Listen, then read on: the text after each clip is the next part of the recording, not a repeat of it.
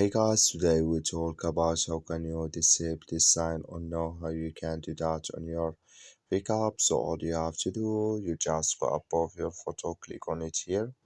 So then it's going to take you to your profile here. Then all you have to do, just go above this sign, click on it. So then it's going to show for you a list like this. Then you click here on settings. When you click on settings, it's going to take you to this list. Then you click here on account. So when you click on account, it's going to take you to this list here. Then you go down and you click here on post in your feeds. So then come to this list, click here on face reconnection here. So then you come to this list, just switching to open video, come here to recognize here me in photos, clicking this sign or this color. Like you see color, it's gone. That's me. Recognize me in photos. Disable with us now.